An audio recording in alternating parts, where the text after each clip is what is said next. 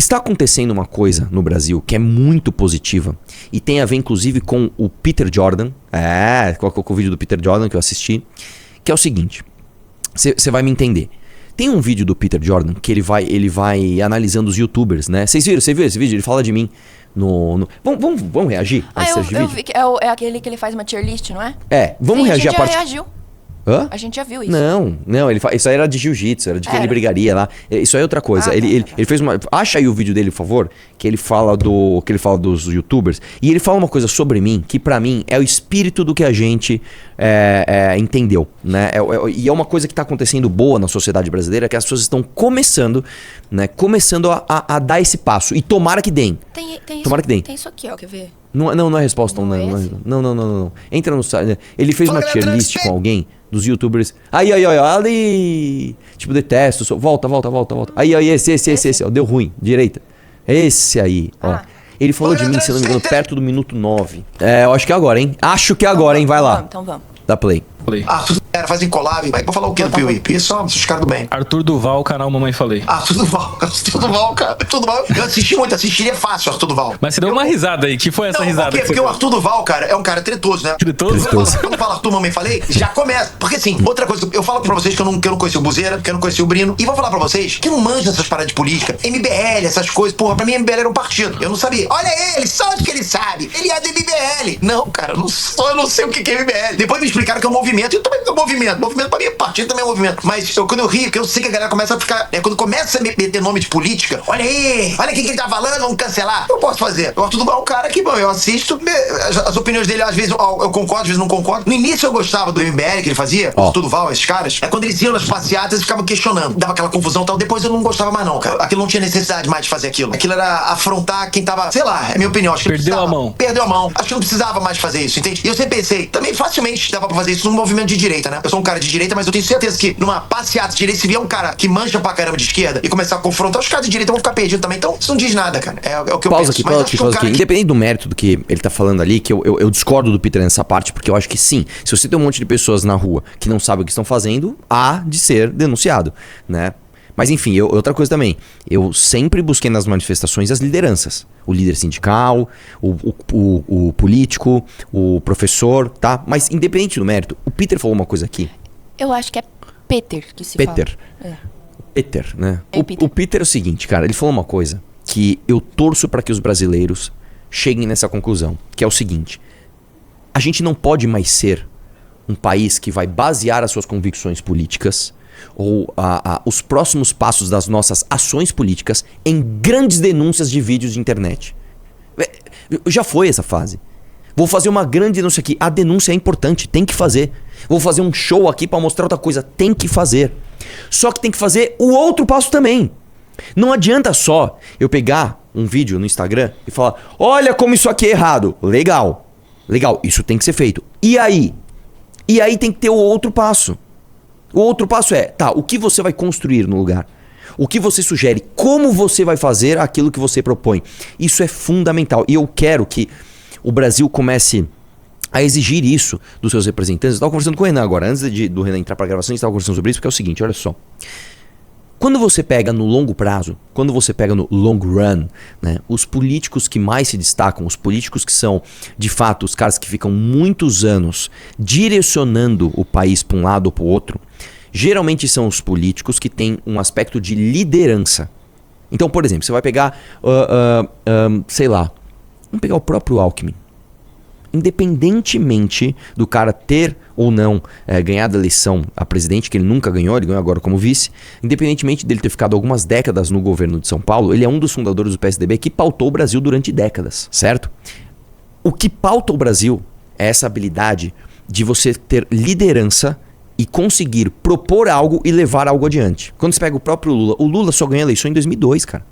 Né, para presidente. O PT surgiu em 1980. E o Lula, depois que entrou, o Lula nunca mais perdeu o poder. Tanto que mesmo depois que ele foi preso, ele conseguiu ser solto, voltar ao poder e devolver todos os terrenos perdidos da galera dele. Os políticos que moldam o Brasil são os políticos que não necessariamente fazem só a grande denúncia. Os caras têm uma capacidade, né? Que é uma capacidade, também não é só uma capacidade de comunicação, porque a capacidade de comunicação ela está ligada também, em algum aspecto, à capacidade de liderança. Ela é ela é mais uma capacidade de liderança, articulação, do que, de fato, a grande denúncia. A gente tá fazendo um ASMR, é isso, da Ana comendo uma bananinha? Ah, credo. Como é o nome mesmo do que eu falar? Ah, lembrei. E aí eu vou contar uma coisa pra vocês. Uma vez, um amigo meu, ele entrou na ESPM pra fazer propaganda, né, pra publicidade e propaganda, que é uma das melhores faculdades do Brasil, se não for a melhor, eu não sei, mas é uma boa faculdade. E eu lembro que ele fazia também Pan-Americana, né, aquela escola de Pan-Americana de artes, não sei o que lá. E um dia, a ESPM, junto com a Pan-Americana, eles fizeram uma exposição de algumas peças publicitárias que ganharam prêmios. E eu lembro que tinha muita coisa muito criativa. Então eu lembro de uma que era muito boa, que era o seguinte. Era uma propaganda de um shampoo anti-caspa, que era um cartaz preto, com um pozinho branco assim, e aí escrito bem pequenininho do lado assim: caspa é outra coisa pequena que espanta as mulheres. Tipo assim, cara, foi muito genial. Assim, porque você batia o olho, assim, era visualmente impactante. Pô, que propaganda é essa? Um cartaz preto com um pozinho branco. Que isso? É cocaína? Que porra é essa? Aí você vai, eu quero ler o que tá escrito. Você é convidado a ler o que está escrito ali. Então você já chamou a atenção do cara pra tua marca. Aí você vai ler, aí lá, caspa é outra coisa. Caramba, e a fotinho bem pequenininha do shampoo do lado. Aí eu falei pro meu amigo, falei, porra, cara, quem fez isso aqui? Aí tinha um nome de alguém lá. E, bom, esse cara aí, meu, ele estourou, né? Esse cara aí, pô, ele vai ser contratado por alguém, ele vai ganhar maior dinheiro, não sei o que lá. E aí os caras falaram o seguinte, meu amigo falou o seguinte: não, cara, você sabe que isso daí, na verdade, nem é tão valorizado, né, no mundo da publicidade, do marketing. Eu falei, o que é valorizado? Ele falou assim, o cara que é muito bom em marketing mesmo, tipo um Washington Oliveto da vida, né? Qual é a grande capacidade que esse cara tem? Esse cara, ele tem a capacidade de entender uma necessidade de mercado, ajustar um produto para atender essa necessidade e coordenar toda uma campanha coerente que envolve também a comunicação. Então a comunicação, ela é uma parte, ela é um braço, né? E a criatividade, todos os efeitos visuais, tudo aquilo que você vai fazer e tal, é uma parte de uma campanha muito mais complexa que envolve, por exemplo, quem vai ser a cara dessa marca? A gente vai chamar um artista. Qual é o artista que a gente tem que chamar? Quem tem um público parecido com o público que a gente quer atingir? Quem que tem a credibilidade que a gente quer ter? Qual é o valor que eu tenho aqui para pôr tanto um pouco no artista? Porque assim, vamos lá, eu vou fazer uma propaganda de TV. O quanto eu distribuo no cachê de um artista foda ou no tempo que eu vou ter de propaganda? Esse tipo de coordenação é muito mais importante do que a criatividade na frase da comunicação do slide. Por que eu estou contando isso? Na parte política, as coisas também são assim. É muito mais importante você saber coordenar um grupo, você entender todos os investimentos de energia que você vai colocar em cada pauta, e a comunicação e a grande denúncia é uma parte disso. Então, quando eu olho, por exemplo, o nosso projeto concorrente, no que a gente chama de direita, que é o bolsonarismo, nem vou falar do Novo, que o Novo, pelo amor de Deus, o Novo mas a gente chega lá. Quando eu olho o bolsonarismo, o que eu vejo? Eu vejo grandes mestres, líderes. Não, eu não vejo isso. Eu vejo um cara muito carismático, que é o Bolsonaro, absolutamente burro e atrapalhado, com um monte de gente em volta, de forma muito pouco coordenada, tentando sugar para si um pouco do prestígio que este cara tem. E às vezes isso fica tão raso e caricato que é só uma grande demonstração de amor no fim do dia. Né? No fim do dia, às vezes uma liderança bolsonarista, ele nada mais é do que um grande demonstrador de amor pela figura do mito. Entendeu? Vamos comparar com o nosso time. Ontem na live vocês viram o Junier Sobrinho. O Junier Sobrinho foi um dos caras mais importantes na coleta de assinaturas. Inclusive, a Missão Portugal que ele fez, eu nem sei se eu posso falar muito sobre isso, né? Cara, o moleque é foda. Ele tem um grande Instagram, onde ele vai lá: olha o comunismo! Eu odeio o comunismo, viu? Porque eu sou de direita. Não, ele não faz isso, cara. Ele não faz isso. O próprio Couto. Você acha que tem um grande Instagram onde o Couto tá lá? Meu, o Renan, eu amo muito o Renan é nosso líder, meu. Porque o Renan, cara, pô, o Renan sim é um homem, cara. Não tem isso, cara. Tem só a genialidade do cara. Irmão, vem cá. O que a gente precisa fazer? Porra, deixa eu pensar se a gente criar um sistema assim, se a gente fizer assado, deixa eu entender o que o TSE exige, deixa eu entender qual o desafio, qual o gargalo, como é que a gente vai vencer esse papo, pô, vamos coordenar uma coisa foda aqui, vamos, porra. Isso está no espírito daquilo que o Peter tava falando. Quando o Peter ali, de forma como ele próprio diz, de forma meio leiga, eu não entendo muito de política, gostava dos vídeos do Arthur ali, quando ele fazia lá nas manifestações, depois entendi que não era mais, não é necessária a palavra, não lembro a expressão que ele usou, mas não era mais, Não era mais o que deveria ser feito. Existe ali, ainda que sem saber, a exigência de que você, enquanto um representante político, seja mais do que só aquilo. E, cara, puta que pariu, tomara que o Brasil acorde pra isso, cara. Tomara que o Brasil comece a acordar pra esse negócio e falar assim, tá, eu não quero mais um cara que vai fazer só o grande vídeo com um fundo preto e uma camisetinha preta denunciando um desmando do PT. Eu quero alguém que vai ter a habilidade pra fazer o que tem que ser feito. E aí, novamente, eu não tenho como não comparar. Vamos comparar, por exemplo, com o time do Bolsonaro. A Zoe Martinez tentou votar contra o próprio relatório, gente. Assim, você entende o nível de inabilidade? Vem um projeto pra combater o fascismo no Brasil. Aí ela, não, dá um relatório a favor, que a equipe dela deve ter feito. Aí a Amanda vai no pé e fala, vamos então adicionar comunismo, porque senão fica um projeto unilateral ideológico. Vamos combater os extremos? Legal, mete um comunismo no meio. Aí a Zoe, esta é uma grande ideia de comunicação. Eu preciso sinalizar que também sou de direita e gosto muito de combater comunismo, né? Então, pela ordem, presidente, gostaria de votar contrário, porque tem que ter comunismo também. Mas, senhorita vereadora, a senhora colocou um relatório a favor. Então, quero me abster. A senhora não pode. Esse é o nível. Esse é o nível dos nossos concorrentes. Então isso é mais popular? Sim, porque infelizmente na cultura de massas, quanto mais burro, quanto mais simplório você é, mais pessoas você atinge. Só que no fim das contas, quem pauta a parada, quem chega lá e faz acontecer, não de uma forma pueril, mas de uma forma sólida, robusta, tem mais do que isso. Tem mais do que isso.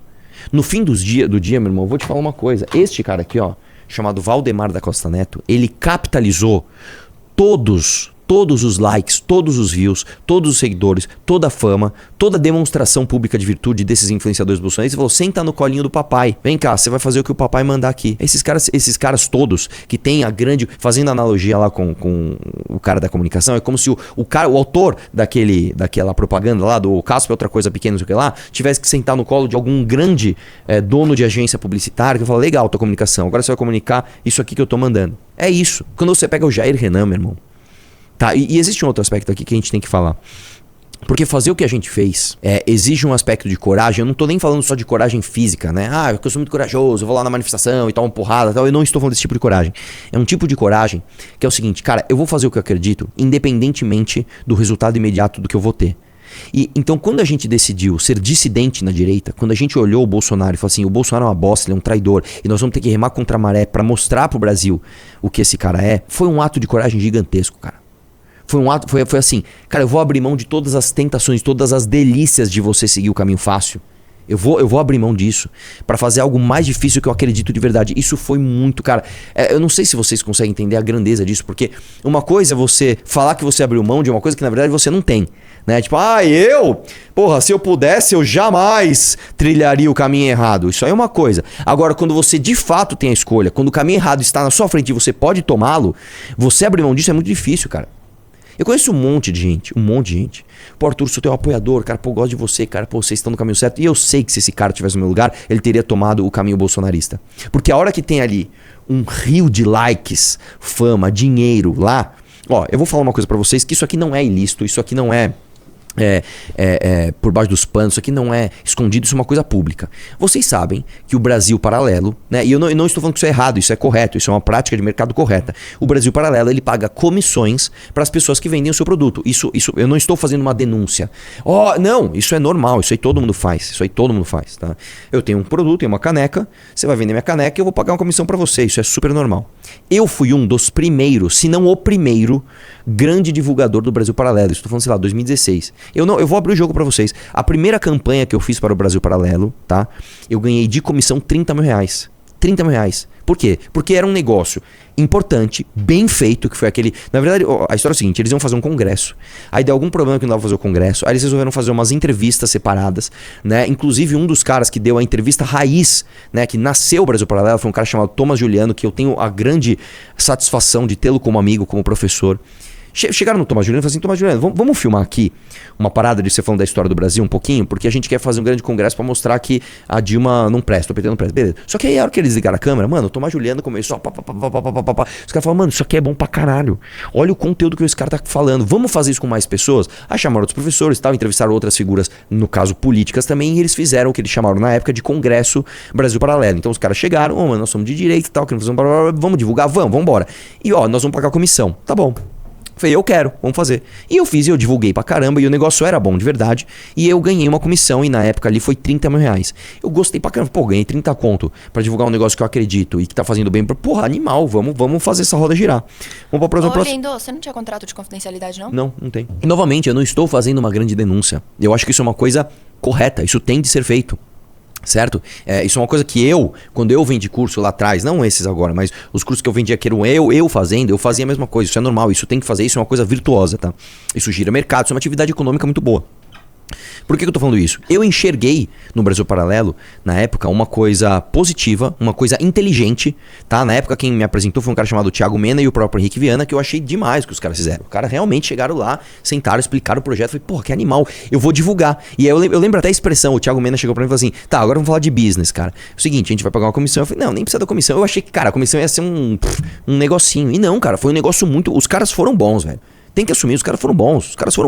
Fizeram uma parada animal, tal, beleza. Falei, vamos fazer de novo. E aí, fizeram de novo. E aí eu me tornei um dos maiores divulgadores do Brasil Paralelo. Inclusive, quando teve uma competição, eu não lembro que ano que foi, acho que foi 2018, teve uma competição entre influenciadores que iam divulgar o Brasil Paralelo. Eu ganhei um iPhone de presente dos caras. Né, pô, você ganhou aqui em primeiro lugar, você foi o cara que mais divulgou, tal. Nós vamos te dar aqui o prêmio é um iPhone. Porra, que legal, ganhei um iPhone 0 na época, tal. Foi muito louco. Por que eu estou dizendo isso? Teve um momento em que eu entendi que o Brasil Paralelo, e foi no documentário de educação deles, estava tomando um caminho que eu não acreditava.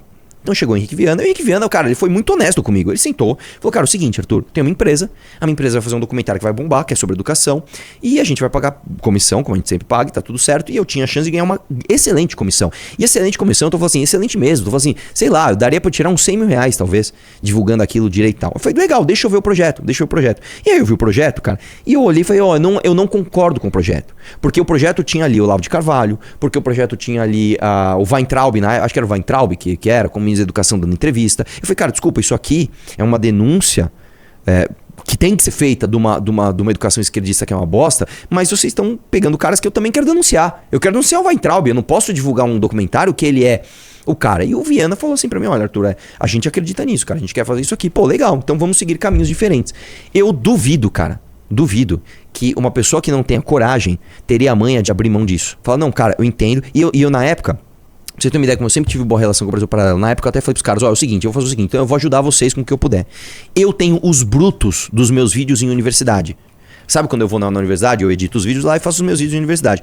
Faz o seguinte, vocês querem editar do jeito que vocês querem fazer, não tem problema. Aí foi lá o rapaz, acho que era Felipe o nome dele, não sei. Ele foi na minha casa, eu peguei um HD na época, passei todos os brutos pra ele, que é conteúdo pra caramba. Falei, irmão, ó, estou autorizando vocês a usarem do jeito que vocês quiserem. Nem sei se eles usaram. Ó, não cobrei nada, eles também, tá aqui o conteúdo, usa. Façam a denúncia da educação, eu acho que tem que fazer. Eu acho que a esquerda é uma merda de história da educação do Brasil, tá aqui, tá? Usem do jeito que vocês quiserem, estou autorizando vocês usarem, edita do jeito que vocês quiserem, mas eu não vou divulgar e eu também não quero ganhar comissão nesse caso aqui. E depois o Brasil Paralelo tomou um caminho bolsonarista que eu não concordo, tá? Por que eu estou dizendo isso? Você, de fato, ter a opção de ganhar um dinheiro honesto, porque isso é de ganhar dinheiro honesto, numa coisa que é virtuosa. Você está fazendo uma denúncia de algo que você acredita. A esquerda destruiu realmente a educação. Mas você abrir mão disso, porque, puta, cara, tem um cara aqui que eu quero denunciar também. Isso não é pra todo mundo, cara. Desculpa, essa é uma história que ninguém vai contar. Ninguém vai chegar aqui e falar, porra, cara, uma vez o Arthur fez isso. Pô, olha que cara virtuoso. Então eu tenho que contar a história de mim mesmo, cara. Mas eu tenho que contar essa história, né? Eu tenho que vir aqui e contar pra vocês. Eu abri mão de uma atividade honesta, lucrativa, porque eu não acreditava mais naquele negócio. Eu tô falando de dezenas de milhares de reais, cara. Eu abri mão disso. Você tem a manha de abrir mão disso? Você acha que lideranças bolsonaristas fariam isso? Você acha que se isso cai no colo do Jair Renan, do Nicolas Ferreira, do Gustavo Gayer, da Zoe Martino, você acha? Você tem, de novo, eu não estou falando que alguém está fazendo algo ilícito, ao contrário, eu estou deixando claro, é uma atividade econômica lícita. Você vender algo e ganhar comissão, e tá tudo certo, a gente também faz isso aqui. Você acha que o cara pega... Bom, tenho a chance de ganhar, sei lá, 100 mil reais de comissão aqui vendendo... Puta, mas eu não acredito no produto. Ah, mas deixa, vamos vender mesmo assim. Você acha que não tem um divisor aqui? De quem quer fazer o que acredita e quem quer fazer o que dá grana, fama, like, etc. Você acha que não tem esse divisor? Isso é você ter coragem de verdade. Isso é você pegar e falar assim, meu irmão, foda, cara. Então, esse tipo de atitude, quando você tira... vamos tirar o dinheiro da jogada, vamos colocar like, vamos colocar fama, vamos colocar voto. Quantos caras eu conheço, vereador de cidade pequena, candidatos aí a deputado estadual do interior de São Paulo, que que chegam pra mim e falam, mano, Bolsonaro é um bosta, eu odeio o Bolsonaro, vai tomar no cu. Publicamente. Estou aqui com o presidente Jair Messias Bolsonaro, né? Contra a esquerda. Não, porque eu denuncio a esquerda. Quantos eu não vi fazendo isso? Quantos? Cara, ó, é que esse eu não vou revelar o nome, mas tem um cara do PL, antes do PL ser do Bolsonaro, que na Lespe o cara metia o pau no... Eu não acredito que o Valdemar vai trazer o Bolsonaro pro PL, cara. Puta, esse lixo, esse merda. Eu lembro que no meio da pandemia ele, porra, perdi familiar, meu, esse merda na TV falando de gripezinha, histórico de atleta. Não, eu vou falar com o Valdemar, cara, não é possível, ele não vai trazer esse lixo pra cá. Hoje o cara tá lá grudado em tudo quanto é palanque com mito. Bolsonaro, não vou falar quem é esse cara, que isso aí foi em off, tá? Quantos eu não vi? Isso, você abrir mão disso é um ato de coragem. Então, eu vou falar um negócio pra você, cara. Quando a gente pegou e falou assim, cara, vamos criar um partido. Cara, vocês não têm ideia, velho. Vocês não têm ideia do tamanho do desafio. Imagina a primeira reunião, a gente perdido. Tá, o que tem que fazer? Bom, tem que coletar 550 tantas mil assinaturas em 2 anos. Nossa, velho. Como que é a ficha? Olha, a ficha tem um nome e o título de eleitor. Como é que eu vou fazer pra pegar o título de eleitor do cara, mano? Puta, tem que reconhecer no cartório do cara. Nossa senhora, velho. Não, acho que não vai dar. Acho que não vai dar. Cara, quantas vezes a gente não pensou em criar partido antes do prazo de 2 anos, tá? E a gente falou, não dá, cara, deixa, não dá, né? E depois a gente falou, não dá. Puta, mas agora tem um prazo de 2 anos. Puta, cara, foda-se, vambora. Eu tenho que dar os créditos aqui. Um dos caras mais importantes pra isso que falou, não, vai conseguir. Foi um cara chamado Oliver Delgado, tá? Falou, vambora, vamos fazer, nós vamos conseguir, vamos traçar um plano de estratégia, a gente desenha um fluxograma no papel ali, pô, vamos fazer assim, assado. E aí o Couto, mano, assim, é que assim, gente, talvez só fazendo um documentário ou escrevendo um livro pra vocês entenderem o que o Couto fez. O tamanho da genialidade desse cara. Assim, dele entender o processo, entender os gargalos e falar, não, cara, e se a gente fizer, puta, cara, é uma coisa tão, é bonito de ver, tá?